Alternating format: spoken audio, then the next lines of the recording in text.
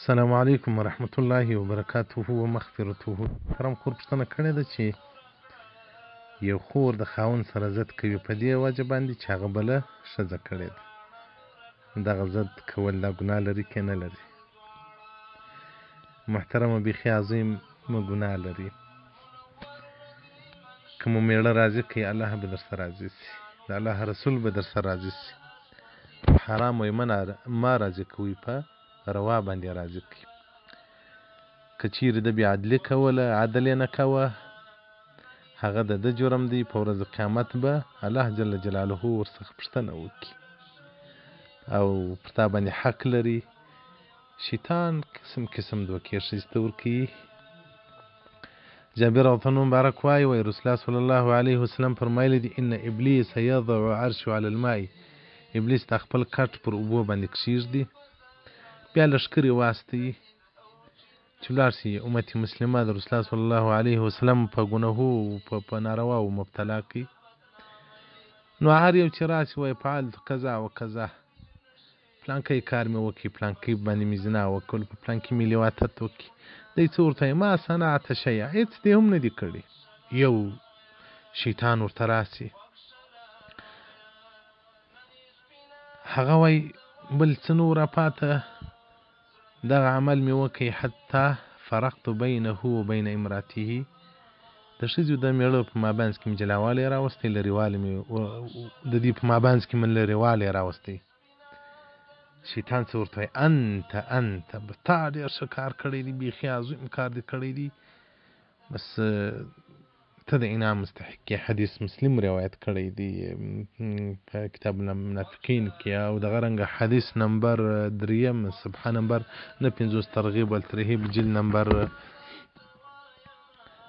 3. نو محترمه ضد به نه کوي، بغض به نه ورسره ساتي. که دی عدل نه کوي په خپلو اخلاقو باندې وګټه، عدل به شروع کړي. ورته وایه ورته ورځ ته الله جل جلاله څخه وبېرېږه او ورونه دي پر خپل ځان باندې رحم وکړي. دغه د دوم واده سره یا دریم واده سره چې دی بیا ژوند کوي، دنیا ژوند یې خوشحاله خو قبر یې بیا ډېر غمجن وي که عدل ونه کړي او که انصاف نه وکړي. محترمینو تاسې یو بل ته د جنت دروازې جوړې شي، د دوزخ دروازې مه جوړېږي. محترمې خور خاوند ته الله څلور روا کړي دي په هغه صورت کې چې عدل کوي. تاسو خوا مه په بدوي کې عدل کوه. دا په ښځو کې یو ډېر غلط رواج دی، وایي زه میړه نه نیمی کوم. میړه مو نیمی دی، هغه ستاسو اختیار نه دی، ځکه په جنت کې بیا څه کوي هلته بیخي ډېر نیمی کېږي، بیخي ډېرې حورې ورکول کېږي. هغه ادنا جنتي ته 80 حورې ورکول کېږي، 80 ځای سو درسه بیا نیمی دی نه. موږ د ژوند معیار شریعت دی، سنت نبوي دی.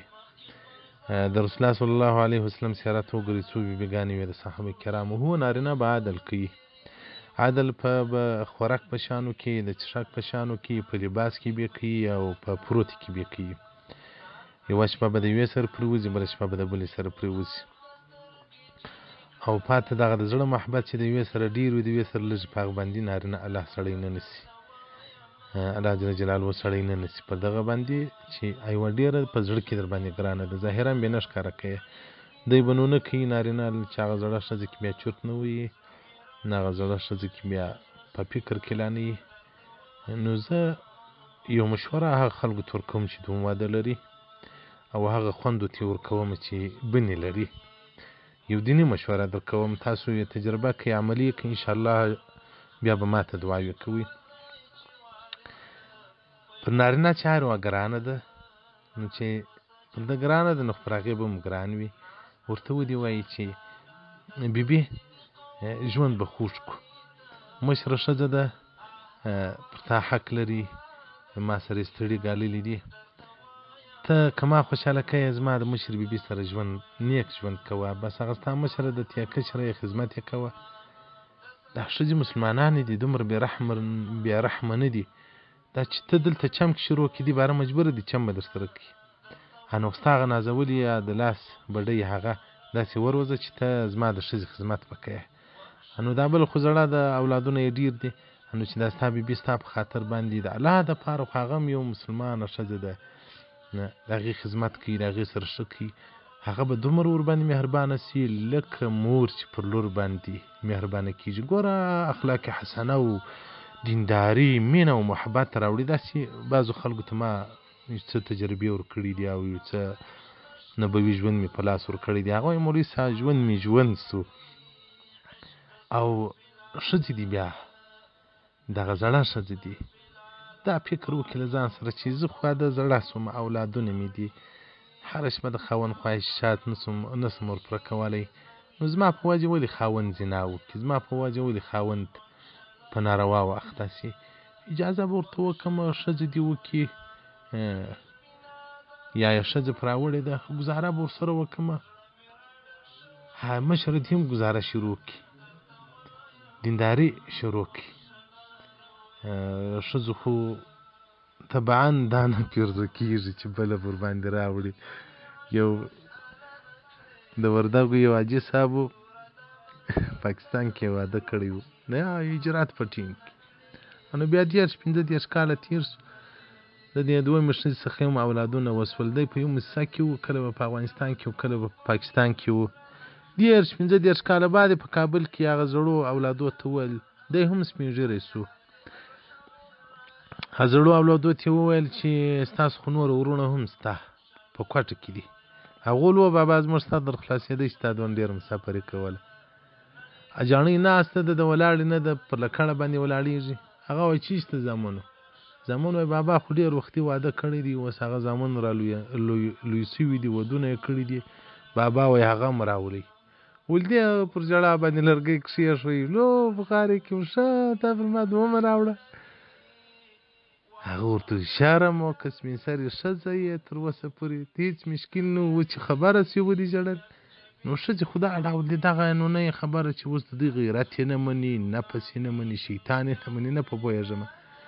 زه خو خپله د ځان په حق کې که زه یعنې دا کله کله چورت وم، یو ښځه وایي خاوند ته وایي ستا زه ربلېږم چې زه 2 مړونه ولرم.